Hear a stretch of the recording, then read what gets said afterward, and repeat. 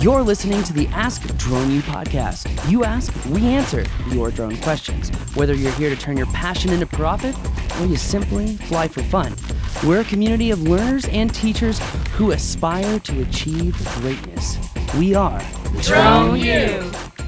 Hey everyone, welcome to another awesome episode of Ask Drone U. My name is Paul. And my name is Rob. And this is episode number 475. Thank you guys for hanging out with us. We really appreciate it. We definitely do appreciate it. We also appreciate all the amazing jobs. What? Jobs, that's right, that are out there through DroneBase. If you go to go.dronebase.com/DroneU and sign up as a pilot and check out all of the jobs that are available in your area. Rob, did you know this? In one square block of our office. Of right here, where we're sitting. Right here, our studio in Albuquerque, across the street from the FAA. Yes, that's true. There are 16 drone jobs within a quarter mile of the FAA Regional Center. Well, that's pretty cool. Isn't that beautiful? They're busy worrying about planes at 30,000 feet. I don't think they're worried about us right now. That is true. Actually, every single person I've ever met from that office across the street while I'm at Panera or something has been like really nice. Like, oh, you're a drone pilot? Yeah. That's so cool. ATC took away our power. It sucks. No, they are. They're very good people, very cool people. So anyways, DroneBase. DroneBase, lots of jobs out there. In fact, I was doing a calculation of all the different drone-related jobs, and DroneBase had the most number of jobs available. The payout price was a little bit lower on average, but in Albuquerque alone, there were 187 jobs available. And I figured, okay, well, if these payload missions take me like 20 minutes, right, to do one, I can do 6 a day, 3 days a week. Guess how much money I add to my bottom line? Couple grand. Just over $1,000, yeah. Not bad. No. So Not bad. if it's the winter, if things are slowing down, there is no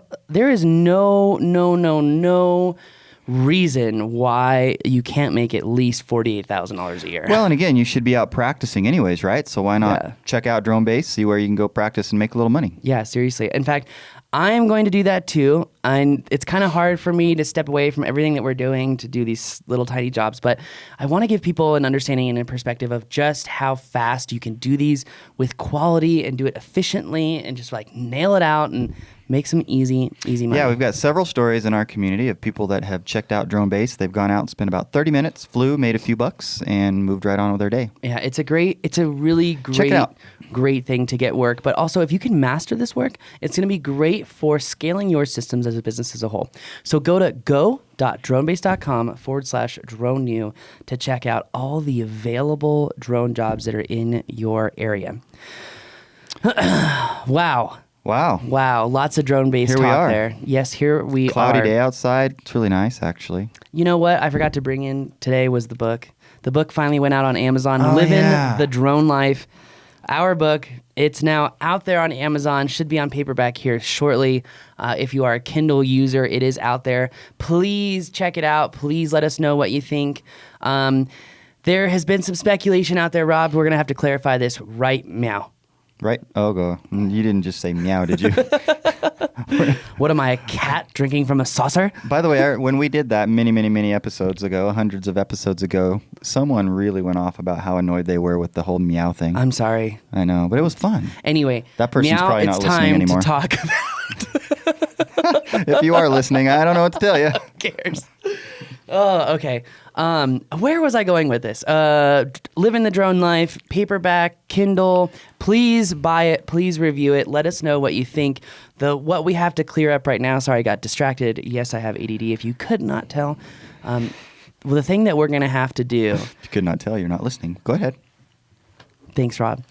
I'm going to have to do the audiobook. That's what it comes down to. I've been posting about the book on Facebook. I did a few tweets and whatnot. The fact of the matter is, everyone's saying, Paul, you've got to do the audiobook. I don't want to even listen. I'm not even going to buy the audiobook unless it's you doing the audiobook. That's a rousing endorsement for Paul doing the reading. Yeah, so now I'm probably going to have to come here on Saturday and read the whole book before I fly to Puerto Rico. So yeah, I don't know. We might want to have you do it in sessions. That's a long time to maintain the energy level that you need. So I don't know if doing it all in one day is the way to go. But we'll have to talk about that. Yes, we will. Either way, the audiobook will be coming soon. My passionate voice will be coming over. And it's funny because I listen to the Freakonomics books, and it's always Stephen Dubner who talks about them. So it's just really cool to hear those books from his passion because it sounds like a story. So I think that's going to be the benefit of me actually going through living the drone life. And there may be another book in another year or two. Who knows? I'm guessing there will be. But we really do hope you like it. Hope that you get something from it. Hope that you'll share it with your friends who might be thinking about the drone life themselves. Definitely. Check it out. Definitely. Anyway, let's get into today's question. That's why you're here, to get valuable information. Like, should you give people your files in their RAW after you shot the stuff? No, unless they do one thing. What is that one thing? Let's find out. Hi, this is Ryan from Baltimore. First off, great podcast, guys. I listen to every episode I can whenever there's time in my day, so keep up the good work. My question revolves around deliverables. So a lot of my clients have to do with real estate or filming interiors, filming events, weddings, and that kind of thing. And they hire me and I try and sell them on me creating an edited video of the footage and selling them that video. What I've realized is a lot of my clients also want the raw footage, not just the edited video. And in my mind, they're paying me money to film the event and make the video, so they should get access to all of the raw footage and the film of the event as well for them to do whatever they'd like. But I've read a lot and seen a lot and heard a lot that this is not done that much, that people just give the edited film and any raw footage is either costs extra or it's just not done. I know a lot of wedding photographers and videographers do this as well, where they don't give out raw footage unless they're paid extra for it. So my question is it commonplace to not give out raw footage and only give your edited video to the customer? And if so, how do you talk to the customer about this, and why is this the commonplace? I'll look forward to hearing the answer. Thanks, guys. Great question. Thank you, Ryan. Appreciate it very much. Appreciate the kind words. And guys, if you have a question, go to askdroneu.com. Get yours in, and we'll get it on the air just as quickly as possible. And remember, we do a giveaway. For every 50 questions, we give away an annual membership to Drone U. So it's worth your time. It is worth your time. What's not worth your time, though, is taking a bunch of crap from Bridezilla when she wants your raw files. I'm just saying. No, I like the way he posed the question. In particular, and maybe I'm getting ahead of where you wanted to go with this, but I'm really curious as to why. And I'm saying that just basically out of ignorance, why you don't give the raw files. Let me ask you. I have my own thoughts, but I don't do what you do every day. So let me ask you a question, please, Rob. I might answer. Okay. If you were to do so everyone who doesn't know this, Rob owns a mortgage business. This one that I'm drinking coffee from a coffee cup from. If you told everyone why your mortgage business is so successful, would you charge a lot of money for that? Would you even sell that to someone? I'm just asking a question. Yes. You would sell it, but you would sell it. No, I'm answering your first question. Would you charge a lot of money for it, is what you said, what you asked me. So the answer is yes. Sure. Right? Okay, so there's more value when you give away more of the business, when you give away more of the value of why it works and what it is. Sure. Like those secret sauce. Yes, like the Thousand Island dressing at In-N-Out Burger. Yeah, whatever. Right? That's all it is. Pretty much. Craft.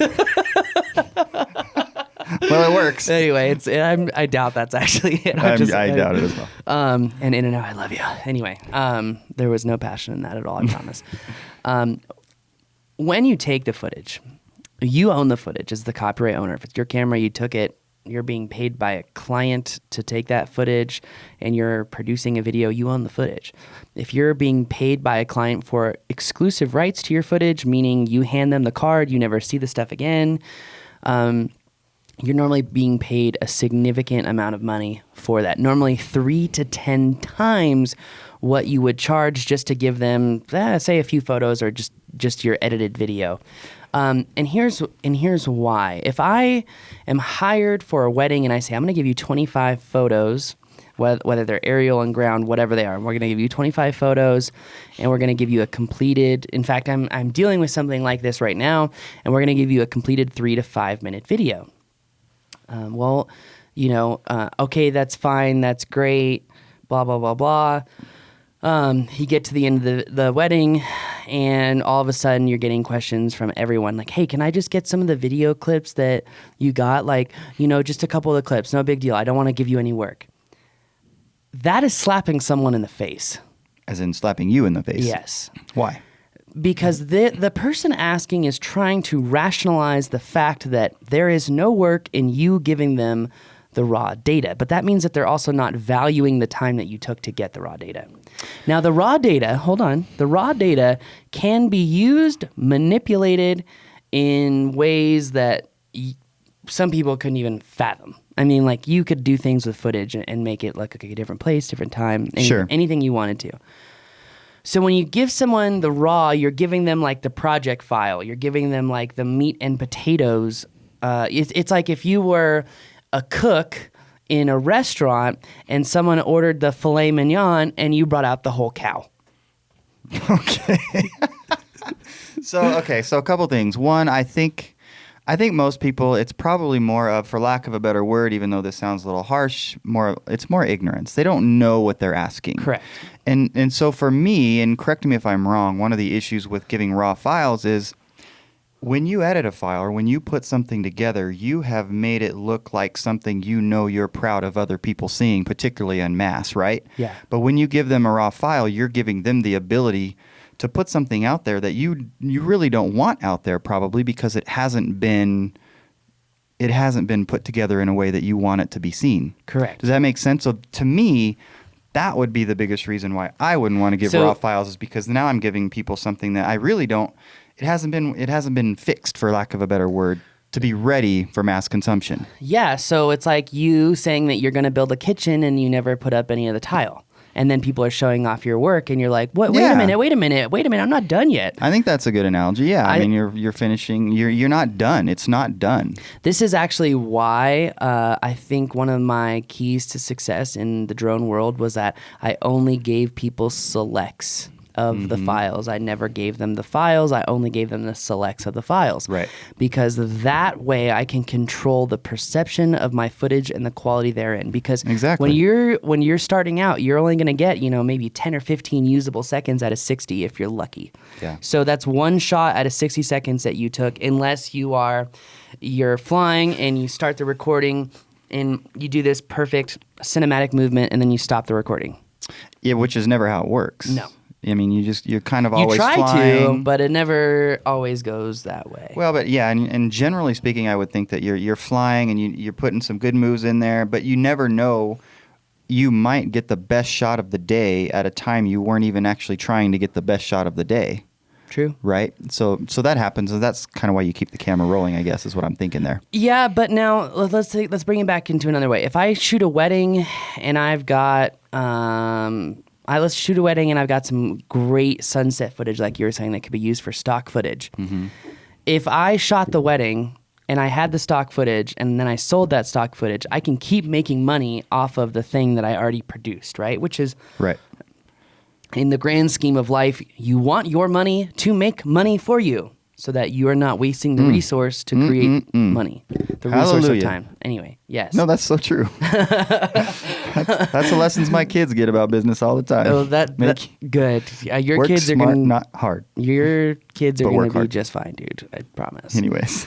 All right, so going back to this, if I take the footage at the wedding and I'm being paid to produce an edited video for them, I'm being paid to produce 25 photos, they're going to get just that, the deliverable. If they ask for more, say, I understand that you would like to see more of these files in footage, and I would love to give them to you.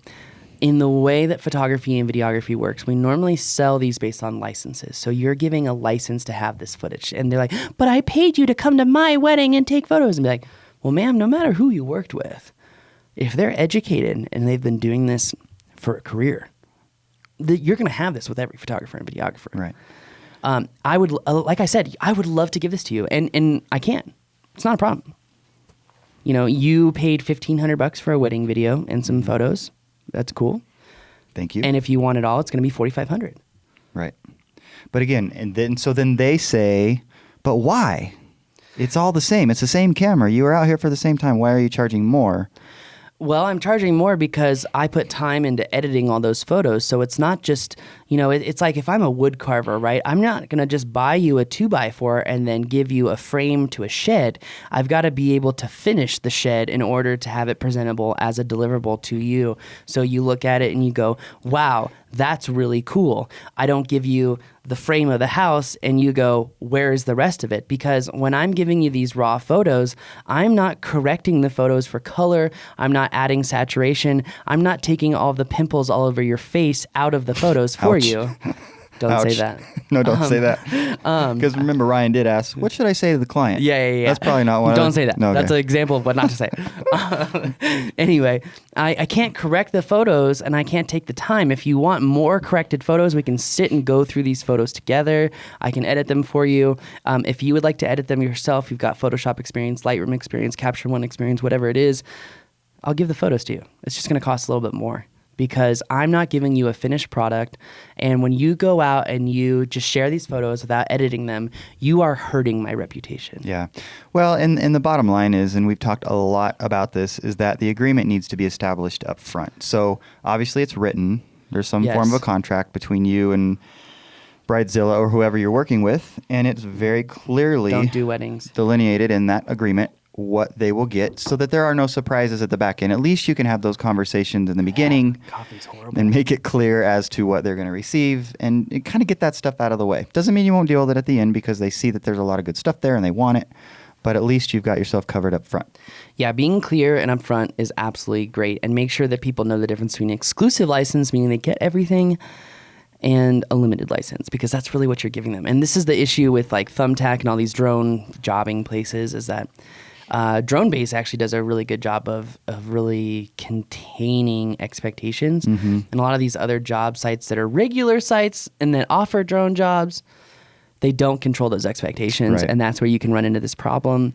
For me, there's a lot of times where people just, you know, they try to do the guilt trip, the emotional thing, but it's my wedding, it's my one special time. And it's like, if it was your one special time, it was your wedding, you should have done research about hiring a wedding photographer and videographer.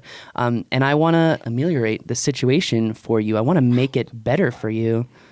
That's an SAT word. Say, that's a big word. Ameliorate. Which means to solve the situation. Nice. Anyway, or offer a solution. So I would say, you know, Miss, I want to make you happy. That's what I'm here to do. I'm here to showcase your experiences in the best light possible. And when you're asking for me to give you all of the images without proper editing and consideration, you're asking me to give you an unfinished product that I worked really hard for. And you're asking me to put that out, but you're also asking me to put this out where you're not shown in the best light. And you're such a beautiful lady. Why would you want to do that to yourself? Yeah. Flipping the game.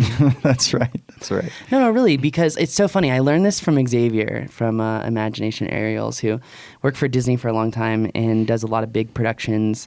In fact, he's doing a show with us. And one of the things that he told me a long time ago is, he goes, you have to learn how to manipulate people in video. He goes, and just in film. He's like, I'm not trying to be a I'm being real with you. He goes, I'm not, and he goes, let's be honest. Will I try to manipulate you when I want something? I'm sure. But now you know that I'm going to do it. So you've been warned. And I'm like, I appreciate that, actually. It's like jousting. You're both trying to manipulate each It's other. like Jedi mind tricks. Yeah. That's actually funny, because Ilker, whenever he rides in the car with me and there's someone coming and I'm like, stop, lady. And like they stop. And Ilker's like, I don't know how you do that. Anyway, back to this. When you have an angry client, you call it manipulation, call it distraction, call it Hillary Clinton on a debate stage, whatever you want to call it, okay? You have to put it in terms that are going to be agreeable for them. Yeah. which means, all right, you want to role play? I know you have always wanted to play a bride. I love to role play. Let's role play. Please. All right, you're the angry bride. You just got your 25 photos and you want all the raw. Okay, ready? 3, 2, 1, fight! What? All right, what are we going to call you? Let's call you Cinderella. Cinderella, here are the 20... a very deep-voiced Cinderella, Paul. You can't play into the role? What happened to role playing? I did not go to acting school. All right, so Cinderella, here are the 25 photos for your wedding. I've produced a wedding video. I'm going to give you one round of revisions. So if you'd like to see some different things in your wedding video, just please write it in an email on everything you'd like to change. That way I can make all those changes. Okay. Clearly, we can't reshoot stuff. So, if you want something, I don't have footage of it, it may be a little bit difficult. But if you remember, before we shot, I asked you what things you wanted to be filmed and wanted to be shown. So I made sure to cover as many of those as I possibly could, because really my goal here is to make you happy. So let me know what you think. Awesome. And I look forward to hearing from you. Well, so 25 pictures is great, but I thought I was going to get the whole roll, basically. Well, I think that's a good question, and a question that a lot of brides ask today. And I think it's one that comes from, just not really kind of like discovering or exploring the photography, videography realm. If you looked in the contract that I gave you. We have a contract? At the beginning. Yes, we do. Huh. I'll have to go back and look for that. Oh, wow. Well, anyways, why wouldn't you just give me everything, like the raw footage? Why can't I just have that? Because it would be like building you a house and then giving you an unfinished house. So it'd be like if I framed up a house for you and then said, here's your finished product, go. So is there any way I can get all the footage? Because I'd really like to have it. Absolutely, yes. And I think that's a great idea. You're a beautiful woman. You're so gorgeous. And frankly, I can't stop looking at you. You got a great husband. I'm blushing. He's a lucky man, okay? And I'm sure he's going to want to see a lot of those photos too, just like the rest of your family. Now, I know you didn't look at the contract, but in there it does kind of discuss that you get a limited license. So you get a license to what I deliver, what I've promised to deliver to you. And good news, though, I can give you everything. It's just going to cost a little bit more because, again, by giving you these unfinished files and you sharing with people, it kind of hurts my reputation because I don't have a chance to edit them, make them look better, really showcase your pure beauty in a way that others will understand. So I'm kind of knocking myself down by doing this to help you. But I do want to help you. I can help you. It's probably going to cost, about $1,900 more. It's a little bit more, yeah, but remember, this is one of your biggest experiences. This is something you're never going to want to forget. And if you'd like, we can make a deal where I can edit more photos for you, or I can color correct the video and give it to you for the raws. That's fine. But one thing I want you to understand is that when you say, or if you're thinking, well, he can just give me the raw files, that's not a lot of work. You're negating the time and effort that it takes to make this product into a finished product to showcase truly how beautiful you are. Okay. That's it? Deal. You were easy. You called me beautiful. You need a real girl to come on this show. Where's Abby? Anyways, Sarah? I hope we've answered Ryan's question. It would be interesting to get sort of a wide array of perspectives from other photographers and videographers, and I think they're all going to fall into the same camp. I would just like to hear their reasoning as to why. I'm sure Vic would have a much more eloquent example of why you have licenses for footage. Yeah. So, well, maybe we'll ask Vic at some point. I think we're just trying to be a little more entertaining. Yeah, well, definitely. But the bottom line is that I think it's, as Ryan alluded to in his question, in fact, that he's heard that, it's unusual for people to give raw, and when they do, it costs more. I mean, that's the bottom line. I think Which is true. Right. So what he was really getting at is, so how do I explain this, and how do I make it known to the client that this is why, et cetera, et cetera. So I hope we've touched on some of those issues. And again, one of the main issues is get it agreed to up front. Clarity is king. Absolutely. And on that bombshell, that's going to do it for us today. My name is Paul. I'm Rob. This is Ask Drone You. Don't forget to get your copy of Livin the Drone Life on Amazon. And special thanks to everyone who works on the show. Ilker, Rob, myself, Tim, Kirill, who's still doing some other stuff. Just everyone. It's awesome. Thanks, guys.